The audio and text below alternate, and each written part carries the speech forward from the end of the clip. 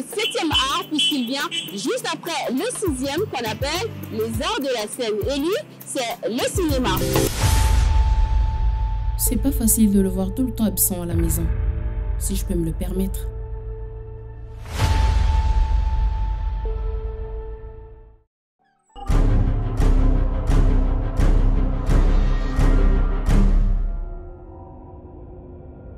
Bienvenue dans Débrief Cultura.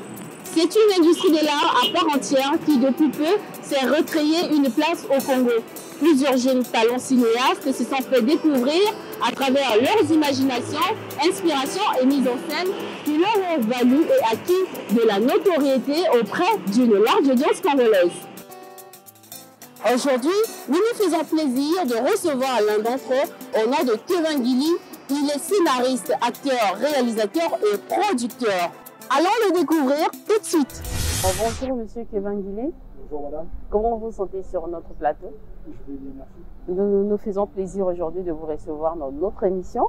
Alors pour commencer, la toute première question pour vous. Bon, déjà, à quel point le cinéma congolais influence-t-il positivement le public? Déjà, on ne peut pas parler de l'influence parce que nous sommes encore au canal du but. C'est vrai qu'on nous sommes encore un peu des gagnants différents à ce moment-là, mais ça reste encore beaucoup de travail à faire. Parce que le cinéma n'est pas encore connu au niveau public. C'est un cas où Ok. Alors, avant d'être appelé aujourd'hui cinéaste, dans quel environnement aviez-vous passé votre enfance? Surtout qu'à l'époque, il n'y avait pas de télévision, des postes téléviseurs dans les maisons. Alors, comment est née cette passion pour le cinéma? Bon, déjà, j'étais un enfant assez calme, plus réservé aussi. Donc, je passais un peu clair de mon temps en train de dessiner, à faire. Et c'est là où j'ai commencé à créer mes personnages, parce que j'ai raconté les histoires et tout ça. Bon, après, c'est arrivé du télé. C'est là où j'ai vu pour la toute première fois le film Indiana Jones de Spielberg. Là, c'est débuté par ça. Alors, quel ressentiment aviez-vous eu pour la première fois quand vous aviez affronté le public? Était-ce la peur, l'étonnement, la surprise ou bien la joie? Bon, c'est beaucoup plus la joie. Beaucoup plus la joie parce que j'avais déjà réalisé mon tout premier film en 2016. Apprécié, le feedback était positif. En tout cas positif. C'est vrai qu'il y a eu des critiques, mais seulement les gens apprécient.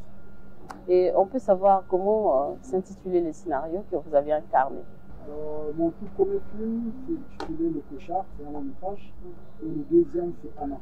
C'est le film que j'avais projeté sur moi. Faut-il une formation pour devenir un bon cinéaste? Oui, c'est indispensable. Pour chaque métier, hein, c'est indispensable d'apprendre le ficelle du métier. Vraiment, je pense que sans la formation, on n'arrivera pas à grand-chose. Je pense que c'est indispensable, très indispensable. Et c'est quoi les critères d'un bon cinéaste? Les critères de sélection? Bon, déjà, il faut être passionné, déjà, avoir de l'imagination. Alors, qui est Richie Bembele pour vous? Richie Bembele, c'est tout d'abord un ami. Nous sommes connus bien avant le cinéma. Donc, c'est quelqu'un que j'admire beaucoup. Un bosseur, en fait. Et l'un des réalisateurs vraiment qui va faire la différence, en fait, pour le cinéma connu. Et dans votre parcours, n'a-t-il pas porté une touche? Bien sûr. Déjà, lui et moi, on ne parle que du cinéma. D'accord? Et lorsque j'ai un problème, on se suit quelqu'un dans le domaine du cinéma, et envers lui que je me tourne. Et lui, pareillement. Alors, on va l'inviter sur ce plateau. Vous allez le suivre tout de suite. Sérieux? Oui. Merci à vous de m'avoir donné l'occasion de m'exprimer sur mon pote, mon frère, collègue, Kevin Guili, qui est une personne qui va faire beaucoup de bien à notre cinéma parce qu'il a de belles histoires. Il y a de très beaux scénarios déjà écrits. Je pense qu'il faut que le public congolais lui donne aussi sa chance, comme il doit continuer à nous donner à nous tous notre chance de nous exprimer. Parce que nous n'en sommes qu'au début. C'est vrai que ça peut donner l'impression que ça fait longtemps qu'on est là, mais on n'est encore qu'au début. On n'a pas encore sorti, déployé toutes nos armes. Et quand on va les déployer, je pense que le public congolais sera très content de nous et sera très très satisfait de notre cinéma. Qu'est-ce qui se passe, cousine? Les problèmes de couple. Qu'est-ce qui ne va pas? Je n'en C'est peux quoi ça? plus, maman. Hein? C'est ce que tu appelles toi problème de couple? Sache qu'il y a bien un mot approprié pour ça. Violence conjugale. Et c'est punissable par la loi. Tu me parles de quelle loi? Les femmes sont tous les jours battues et assassinées, pratiquement par leur conjoint. Il y a bien un moyen de mettre un terme à tout ça. La seule question qui se pose, es-tu prête? Alors, parlons vraiment du cinéma comme tel. Est-ce que notre cinéma arrive-t-il à reproduire vraiment du réalisme au point de susciter une vive émotion auprès des téléspectateurs? Bon, mais déjà, c'est fait par des Congolais. Ils sont. Et je pense pas que ce soit les Chinois, en fait. Donc, on est mieux placé pour raconter nos problèmes, nos soucis. Voilà, donc, ça peut toucher, susciter beaucoup d'intérêt à ce niveau-là. Ce sont des films qui sont racontés par nous-mêmes. Alors, dites-nous, pour le meilleur et pour le pire, Anna, qu'est-ce que nous pouvons retenir par ce titre? Et la date du 16 juillet, nous rappelle quoi? Bon, Anna, pour le meilleur, pour le pire, voyez-vous, ce sont là des mots prononcés par les prêtres lors de cérémonies de mariage. Mais c'est souvent, ce sont des choses que bon nombre de gens prennent ça à la légère. Le mariage devient aujourd'hui sujet des grands problèmes, il y a des séparations, parce que les gens ne comprennent pas en tout cas pourquoi ils s'engagent. D'où, pour le meilleur, pour le pire, donc c'est du temps que vous vous engagez, il n'y a pas un retour possible. D'accord? C'est pour la vie en fait. Donc, pour le meilleur, pour le pire, je pense que ça caractérise un peu ce côté fidélité problématique que nos foyers congolais, nos foyers en général, rencontrent en ce moment. Déjà, j'ai joué avec les acteurs congolais, notamment Maman Germain, qui est un grand nom dans ce milieu du cinéma, que j'ai eu vraiment le privilège de jouer avec lui. C'est juste congolais. Alors, aviez-vous déjà pris part à un festival international? Et à quoi profite justement ce festival? Oui, en 2021, j'étais nominé au Festival international La Fonte Noire, en catégorie du meilleur film, parmi tant d'autres films qui étaient en compétition. Voilà, mais ça nous profite de la visibilité, en fait. De la visibilité, et puis c'est un peu comme un marché, là où les films sont dévoilés. Donc on peut tomber sur un producteur, on peut tomber sur un distributeur lors du festival. Et c'est quoi le critère de sélection pour y participer? Bon, à un festival? Les critères, je ne connais pas parce que ce n'est pas moi qui sélectionne les films. Du moins, il faut d'abord, je pense, bonne qualité d'image, le son et puis le scénario. Alors, votre plus grand rêve dans le monde du cinéma, c'est quoi? C'est que l'industrie du cinéma congolais soit mise au point. Je rêve de l'industrie cinématographique congolaise. Quels sont vos canaux de distribution des films? Bon, déjà pour la distribution, on n'en a pas en fait déjà, quasiment pas. Nous, aujourd'hui, on utilise les salles de cinéma pour les avant-premières et les premières et les projections. C'est à partir de là que nous, on distribue nos films. Et ça demande quoi pour y participer, prendre part à ces projections, à ces salles? Bon, c'est des projections qui sont... en fait, il y a un coût de participation, par exemple. Ouais. Allant à 5 000 francs, 10 000 francs, 3 000 francs. Avec ça, vous arrivez quand même à vous retrouver? Pas exactement, mais bon, du moins, on arrive quand même à payer les acteurs. Il faut libérer les acteurs et les techniciens. Alors, au niveau de l'extérieur des deux grandes villes, Brazzaville, Pointe-Noire notamment, est-ce que vous arrivez à atteindre le public éloigné de ces deux grandes villes? Bon, déjà, avec l'arrivée des projections en salle, ça nous rapproche déjà du public.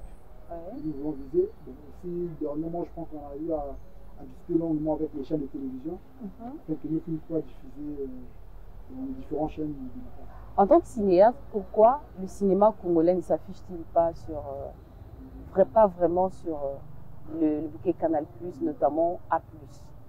Bon, pour votre information, je pense déjà, à ma connaissance, il y a 2 films congolais qui étaient diffusés, je crois, à plus, et le TV, notamment grâce à Djibouli et Alde Diao. Bon, il y a aussi ce côté-là de production, en fait, le côté production, parce qu'on ne produit pas assez de films, déjà, pour que ces films-là soient distribués un peu plus dans d'autres chaînes. Donc, ce sont là les problèmes. Est-ce que les 2 qui ont été relayés ont vraiment produit de l'écho, comme on voit chez les Ivoiriens, les films des Camerounais, les Ivoiriens et d'autres nationalités de l'Afrique? Oui, mais déjà, les gens étaient surpris de voir un film congolais. Bon, c'est vrai qu'il y avait quand même cette différence parce qu'ils pensaient que c'était de l'autre côté. Voilà, donc, du coup, on a quand même essayé de repréciser la chose. Et non, c'est congolais de Brazzaville. D'accord? Donc, c'est un peu à ce niveau. Est-ce que nos films répondent-ils vraiment aux normes internationales? Bon, ça dépend de la production. D'accord? Un film qui se fait avec des milliards de centaines de Mais en dollars. termes de script, est-ce que Oui, ça répond vraiment? Je pense qu'à ce niveau-là, bon, c'est tout à fait normal parce qu'en ce moment, je ne peux pas écrire au-delà de ce que je pourrais produire. Oui. D'accord? En matière d'argent. Parce que si j'ai des 100 000 francs, je vais écrire pour des 100 000 francs. Je ne pourrais pas écrire pour 1 million. Donc c'est à ce niveau-là où nos scénarios, des fois, subissent cette contrainte-là. De ne pas élargir le scénario parce qu'on a du mal à réaliser tout ça. Alors, pour jouer un seul film, ça vous demande combien de temps? Bon, ça dépend du projet. Par exemple, un long métrage, un court métrage, ça dépend de la durée, voilà, du feedback au moment auquel nous allons commencer. Parce que le film commence de le scénario jusqu'à l'aboutissement. D'accord? Donc il y a des contraires aussi qui sont là-dedans. Ce n'est pas vraiment, calculé en fait. Pas calculé, ça dépend de l'environnement, ça dépend aussi de beaucoup de choses. Alors, que reprochez-vous au cinéma congolais? Ce que je reproche, c'est parce que nous ne sommes pas unis. D'accord? Chacun évolue de son petit coin et autres. Mais je pense que l'union fait la force. Si on était unis, je pense qu'on allait bouger les choses rapidement. Est-ce que vous avez une collectivité des cinéastes congolais? On en a créé plusieurs. Hein. La dernière en date, c'est le Mbongi. Bon, il y a eu des choses qu'on s'est dit là-bas, des propositions, des projets. Jusqu'à présent, bon, rien n'est encore fait. On attend voir un peu. Là. Et qu'est-ce que vous, à votre niveau en tant que cinéaste, qu'est-ce que vous proposez pour justement relancer ou bien propulser le cinéma congolais? Bon, moi, déjà, à mon niveau, c'est le travail. Je suis du genre travailleur, j'aime le travail, donc je pense seulement que c'est le travail qui va nous réaliser. En fait. Ce n'est pas sorcier, c'est le travail.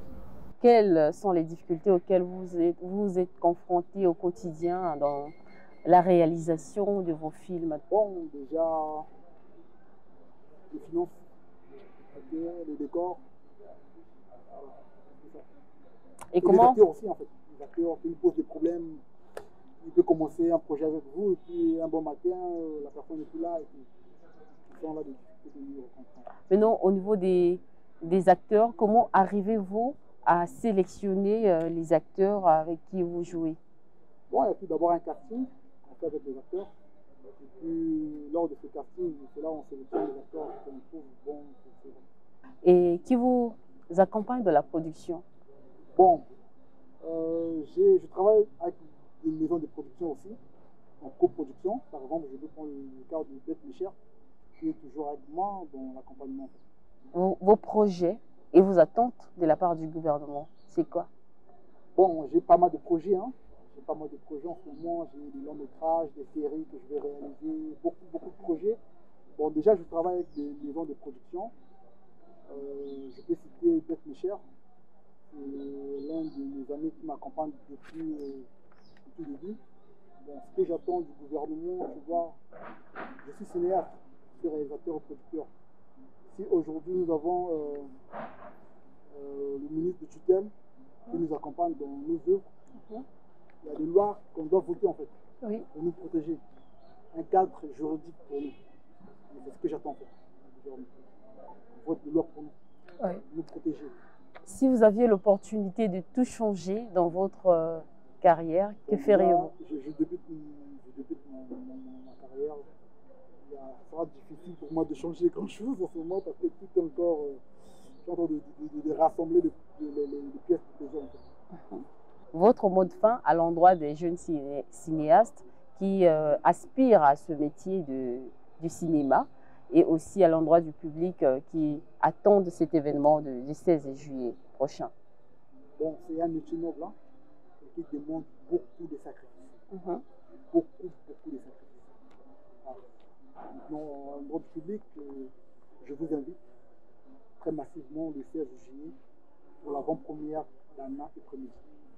Que va-t-il se passer réellement? Il y aura la projection de ces deux films-là déjà. Et ça s'élève à combien déjà? À 3 000 francs. Merci d'avoir accepté notre invitation. Avec vous, on se retrouve prochainement. Le plaisir est partagé. Merci beaucoup. Et oui, chers téléspectateurs, ça a été un grand plaisir pour nous de vous avoir présenté cette émission. Merci de l'avoir suivi. Avant de nous séparer, nous vous proposons de suivre les faux raccords dans un film. Et aujourd'hui, Michel, nous allons analyser un grand film puisqu'il s'agit de Titanic. Et je commence avec un petit faux raccord. Regardez cette scène dans laquelle Jack invite Rose à danser. On voit bien que ses cheveux sont un peu en vrac. Mais à peine une seconde plus tard, clac, le mec est recoiffé comme une gravure de mode. Enfin, lui au moins il a des cheveux. Sérieux, je vous jure. Ah oui, pardon. Regardez cette scène. Jolie balade romantique sur le pont. On est d'accord que lui là, il tient son chapeau. On est d'accord. Plan suivant, le chapeau est sur la tête. Boum, ça c'est du Michel. C'est drôle hein. Super drôle, je suis plié en 4.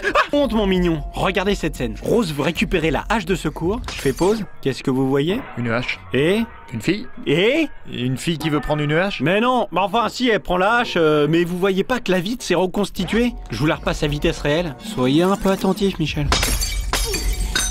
Ah oui, pas mal, effectivement. La vache, vous êtes difficile. Bon, si je vous montre que le bateau change au cours du film, ça vous ferait plaisir? De quoi? Premier extrait. Regardez bien la forme de l'encre. Là, le plancher du trou est en bois foncé, et les barres, ici, sont blanches. Extrait numéro 2, le bateau fait vachement plus faux. L'encre a l'air en plastoc, le plancher est blanc, on dirait du lino, et les barres au sol sont devenues noires. Je superpose les deux extraits, c'est clair que c'est pas le même bateau. Merci pour cette brillante analyse médico-légale. Regardez cette scène. Vous aimez ce type ou non? Ah! Cette conversation n'est pas convenable. Je sais, mais on va la voir quand même. Je vais vous repasser ce bout de scène et vous allez regarder attentivement la mâchoire de DiCaprio quand il est de dos. Mais c'est une simple question. Vous aimez ce type ou non? Là, on le voit dire la réplique qu'on vient juste d'entendre, mais le son est coupé. Et ceci pour allonger le temps de réaction de Kate Winslet. Je vous la repasse pour le plaisir. Mais c'est une simple question. Vous aimez ce type ou non? Ah! Cette conversation n'est pas convenable. Tu l'as déjà dit. Regardez cette scène maintenant. Je m'enfuirai avec toi.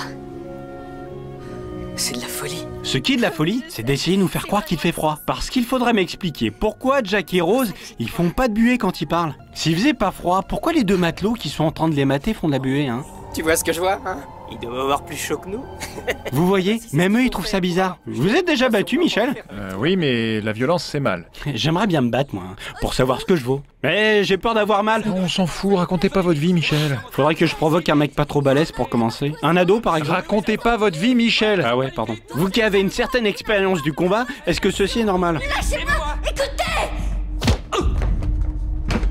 Bah oui, c'est possible qu'une femme casse le nez d'un homme, oui. Non, mais si vous regardez bien, il a déjà du sang dans la main.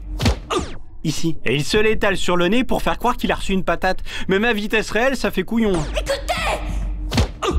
Bon, d'accord, c'est pas normal, mais c'était pas la peine de raconter toutes vos histoires pour montrer une gaffe évidente comme celle-là. Allez, au diable! C'est comme ici. Vas-y! Quoi, ici? Elle lui ruine le bras, en fait. Elle est même passée à 2 doigts de lui couper. Je vous la repasse au ralenti. Vas-y! Vous voyez, l'impact est déjà là, alors qu'en fait, elle frappe le poignet. Très bon ça, Michel. En plus, je rembobine. Et ils ont oublié de lui mettre ses bretelles. Elles réapparaissent que là. Là, je m'incline. Et c'est que le début. Mais avant le coup de grâce, je vous montre un truc mignon. Regardez ces enfants, et particulièrement le petit garçon. Il regarde fixement la caméra, et quand l'un des assistants lui donne le top, il vient tirer la robe de sa maman. Top. Mais comment vous savez que c'est sa maman? Peu importe, c'est pas la question, bon, passons. Regardez ces gens qui glissent. Vous trouvez que c'est horrible? Ils vont se manger le ponton à toute berzingue. Ah oui, c'est clair, la scène est vraiment angoissante. Eh bah vous vous trompez, ces deux hommes s'amusent. Ils font une course de skateboard. Regardez. C'est quoi ça? Une planche à roulettes. Merci.